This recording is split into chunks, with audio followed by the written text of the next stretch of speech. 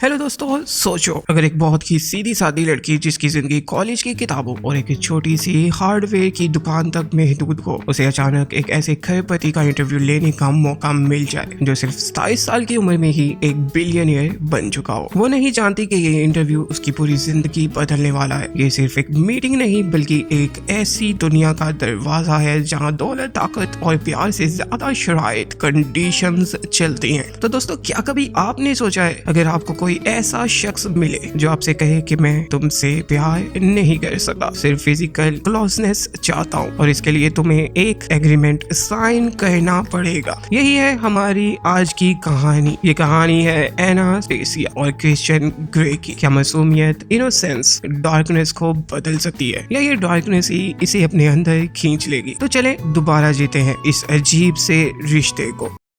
तो देखे ना, कहानी शुरू होती है कुल मिलाकर एक मजबूरी से। एना जो सीधी सादी कॉलेज की स्टूडेंट है, अपनी रूममेट कैट की जगह लेती है जिसे एक बहुत बड़े बिलियनर का इंटरव्यू लेना था। सोचो, एक लम्हे के लिए आपने कभी जिंदगी में किसी ऐसे कमरे में कदम रखा हो जहाँ की दीवारें भी महंगी लग रही हो। एना के साथ भी यही हुआ। वो क्रिश्चियन ग्रे के शानदार ऑफिस पहुंचती है। इस ऑफिस में जाकर एना पहले ही थोड़ी डरी हुई और घबराई हुई थी। उसे लगा जैसे कि उसकी दुनिया ही नहीं है। और फिर दोस्तों, एना की मुलाकात होती है क्रिश्चियन ग्रे से। अरे यार, ये बंदा तो महज 27 साल का है, लेकिन लगता है जैसे इसने पूरी दुनिया फतह कर ली हो। ग्रे की आंखों में एक शदीद, इंटेंस और सर्द नजर थी जो एना की घबराहट को और बढ़ा रही थी। ये एक फेक इंटरव्यू था, सवाल कैट के थे और एना सिर्फ पढ़ रही थी। ग्रे जैसे लोग जिनके पास हर चीज होती है, वो हमेशा एक चैलेंज और सदाकत ढूंढते हैं, लेकिन एना के सवालों में तो ये दोनों चीजें नहीं थी। इसीलिए क्रिश्चियन कई सवालों का जवाब नहीं देता, खासतौर पर वो सवाल जिसमें एना ने पूछ लिया कि क्या आप गे हैं। गलती से ही सही, लेकिन पूछ लिया। क्रिश्चियन को इसकी बेसाख्तगी, इसकी मासूमियत ने इंटरेक्ट किया, ठीक वैसे ही जैसे हम अक्सर सादगी की तरफ खींचे चले जाते हैं। हालांकि उसने सिर्फ 10 मिनट दिए थे, लेकिन वो उसे जाने नहीं देता। और फिर इंटरव्यू में एक बहुत इंपॉर्टेंट मोड़ आता है जब क्रिश्चियन पूछता है कि वो सवाल पूछो जो तुम सच में जानना चाहती हो। और एना का जवाब, मुझे क्यों लगता है कि आपको कोई नहीं जानता। ये बात क्रिश्चियन को चौंका देती है। पहली बार किसी ने इसकी खरपति जिंदगी के पीछे छुपे राज को छूने की कोशिश की तो वो इसे सेटल में इंटर्नशिप की ऑफर देता है। हालांकि एना को कोई आइडिया नहीं था कि वो किस चीज में माहिर है। इंटरव्यू खत्म होने पर एना कहती है कि आपने सिर्फ 40 सवालों के जवाब दिए। क्रिश्चियन मुस्कुराता है, उसे सवालों वाला पेपर लेता है और मिस्ट्री की एक परत छोड़कर एना को जाने देता है। यही है एक ऐसे ताल्लुक का आगाज जिसमें जिस्मानी कशिश ज्यादा थी और प्यार शायद कम। अब यहाँ देखिए किस्मत कैसे अपने धागे बुनती है। एना अपने कॉलेज की पढ़ाई के साथ साथ एक हार्डवेयर की दुकान पर भी काम करती है। एक सादा सी दुकान जहाँ लकड़ी, पेंट और रस्सियों का काम होता है। सोचो, क्या ये महज इत्तेफाक था या क्रिश्चियन ग्रे जैसे लोग जिनके पास प्राइवेट जेट्स हैं, वो अचानक एक छोटी सी दुकान पर चले आए? तो अगले ही दिन क्रिश्चियन वहाँ पहुँचता है और इसकी खरीदारी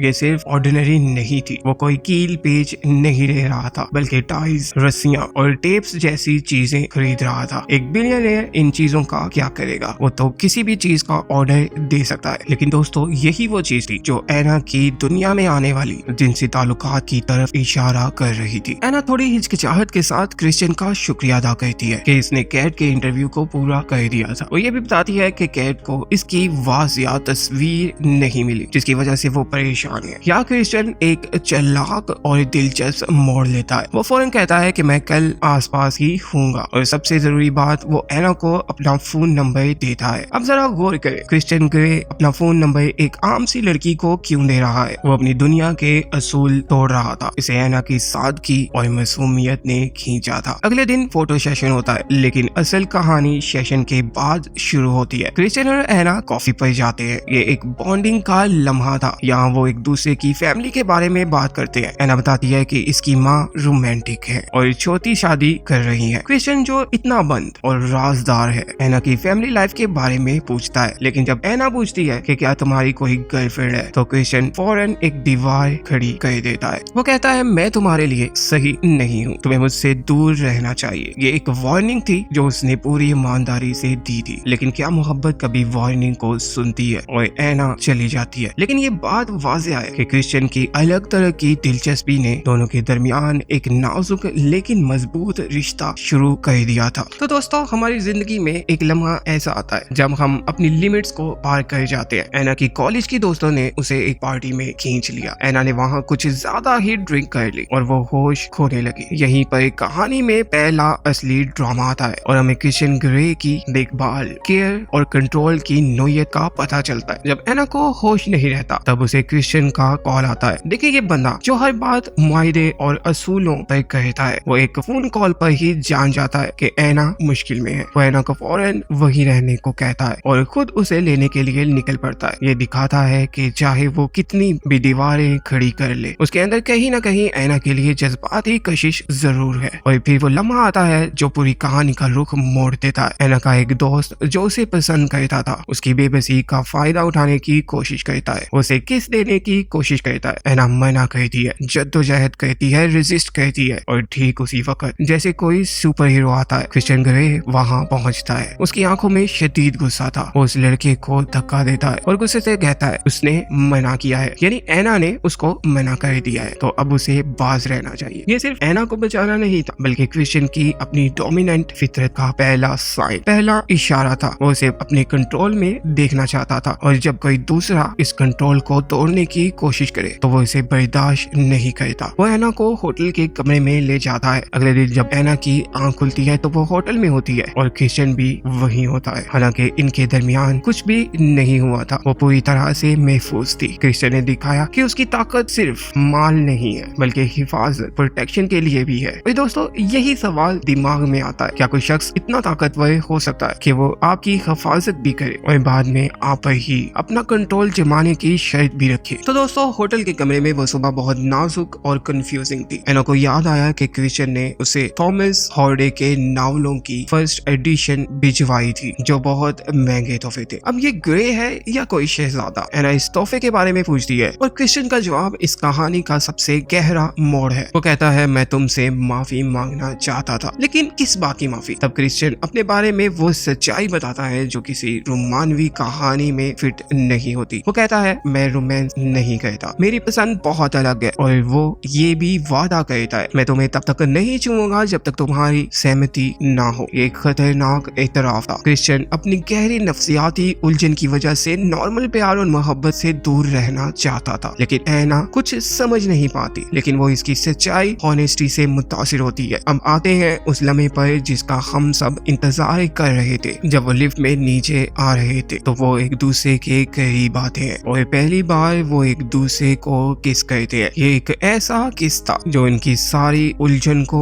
एक लम्हे में खत्म कर देता है। क्रिश्चियन उसे घर छोड़ता है और कहता है मैं तुम्हें बाद में मिलूंगा। ऐना जो अंदर से क्रिश्चियन की हिफाजत और पुरअसरार मिस्ट्री से पहले ही मोहब्बत करने लगी थी, बहुत खुश होती है। लेकिन ये खुशी ज्यादा देर नहीं टिकने वाली थी। अगली रात क्रिश्चियन ऐना को हेलीकॉप्टर में अपने आलीशान घर ले जाता है। ये कोई डेट नहीं थी बल्कि एक ताकत का मुजाहिरा था। और यहाँ उस खूबसूरत डिनर के बाद वो उससे एग्रीमेंट की बात करता है। ये महज एक कागज का टुकड़ा नहीं बल्कि क्रिश्चियन की दुनिया का कानून। वो कहता है हमारे बीच की कोई बात बाहर नहीं जाएगी, ये सिर्फ शुरुआत थी। अब ऐना को पता चलने ही वाला था कि क्रिश्चियन का अलग पसंद दरअसल क्या है और वो किसी रोमांटिक हीरो की बजाय एक डोमिनेंट शख्सियत क्यों बनना चाहता है। ऐना ने गलती से पहला नॉन डिस्क्लोजर एग्रीमेंट साइन कर दिया। ये सोच करके वो वैसे भी मैं किसी को नहीं बताऊंगी, यानी मैं क्रिश्चियन के बारे में पहले ही किसी को नहीं बताऊंगी। लेकिन उसके बाद जो सवाल ऐना ने पूछा वो सीधा क्रिश्चियन की असल पर लगा, क्या अब हम प्यार करेंगे? लेकिन क्रिश्चियन का जवाब तो एक बहुत ही ठंडे बम जैसा था। वो कहता है मैंने तुम्हें बताया था मैं प्यार नहीं करता, मैं तो सिर्फ लड़कियों के साथ फिजिकली क्लोज जाता हूँ। और इसके बाद वो ऐना को दूसरी बात बताने के लिए अपने प्राइवेट कमरे में ले जाता है जिसे वो प्यार से खेलने की जगह कह सकता था। और दोस्तों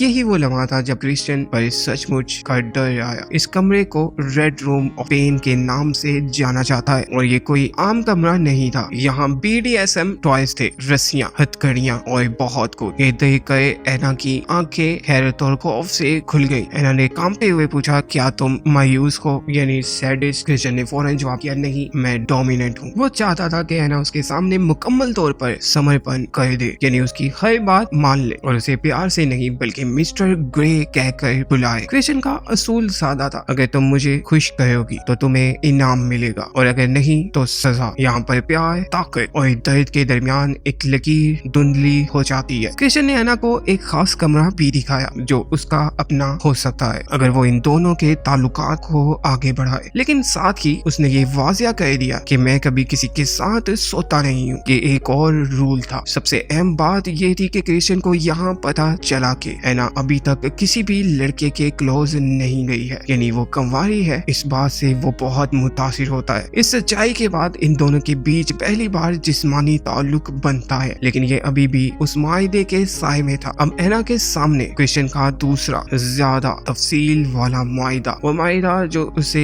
या तो ग्रे की दुनिया का हिस्सा बनाएगा या फिर इसे हमेशा के लिए ग्रे से दूर कर देगा, लाया जाता है। तो दोस्तों, क्या आप ऐसे प्यार को कबूल कर सकते हैं जहाँ हर खुशी के बाद एक शर्त लगी हो? अगली सुबह वो एक बार फिर एक दूसरे के करीब आते हैं, लेकिन इस बार भी जज्बाती नजदीकी की जगह जिनसी कशिश हावी थी। ठीक उसी वक्त क्रिश्चियन की माँ घर आ जाती है। जब उसे एना के साथ देखती है तो बहुत खुश होती है। वो एना को अपने घर आने का दावतनामा भी देती है। ये लम्हा अहम है क्योंकि ये दिखाता है कि क्रिश्चियन की बंद दुनिया में एना ने पहली बार किसी अपने को जगह दी थी। यहाँ माँ के जाते ही एना एक मजबूत फैसला लेती है। वो क्रिश्चियन की इन तमाम शर्तों को मना कर देती है जो उसने एक रात पहले एना को बताई थी। वो कहती है कि वो उसके सामने समर्पण नहीं करेगी। कि एना की पहली बगावत थी जहाँ वो अपने आप को बचाना चाहती थी। क्रिश्चियन उसे वापस उसके घर छोड़ने जाता है और रास्ते में एक बहुत बड़ा राज खोलता है। वो बताता है कि उसका पहला फिजिकल रिलेशनशिप उसकी माँ की दोस्त के साथ हुआ था जब वो सिर्फ 15 साल का था। ये रिश्ता 6 साल तक चला। क्रिश्चियन का बचपन का सदमा, ट्रॉमा उसकी मौजूदा रवैये को मुतासिर कर रहा था। क्रिश्चियन एना को वो कॉन्ट्रैक्ट देता है जिसमें तमाम अजीबो गरीब शराइ थी। वो कहता है इसे पढ़ लेना और साथ ही वो एना को बहुत सारे तोहफे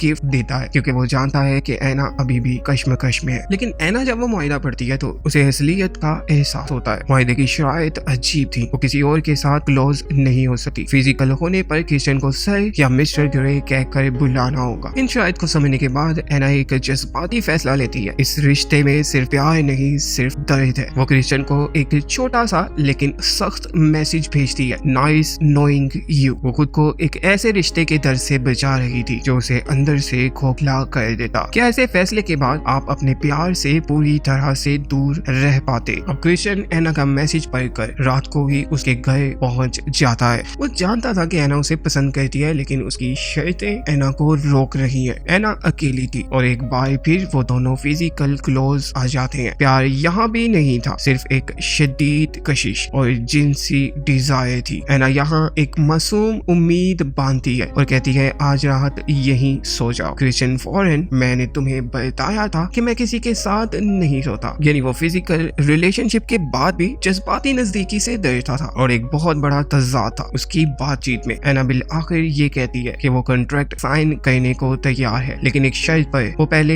एक ऑफिशियल मीटिंग चाहती है ताकि वो शर्तें डिस्कस कर सके। ये एना का एक बहुत ताकतवर कदम था। मीटिंग होती है और एना बहादुरी के साथ कई ऐसी शर्तें हटवा देती है जो उसे बहुत ज्यादा तकलीफ दे या गैर इंसानी लगती थी। क्रिश्चियन हैरत अंगेज तौर पर इसकी बात मान लेता है। वो एना की हिम्मत और सदाकत से मुतासिर था। मीटिंग खत्म होने पर क्रिश्चियन एना को बाहर छोड़ने जाता है। यहाँ वो एक और सेंसिटिव मोड़ आता है। एना अपनी छोटी, पुरानी और सादा गाड़ी की तरफ इशारा करते हुए कहती है, ये है मेरी गाड़ी, बड़ी है ना। ये वो क्रिश्चियन को याद दिलाने के लिए कहती है कि वो खुद कोई अमीर नहीं बल्कि एक आम खानदान से आई है। वो नहीं चाहती थी कि क्रिश्चियन इसे एक गरीब समझकर कंट्रोल करे। बिलाखिर एना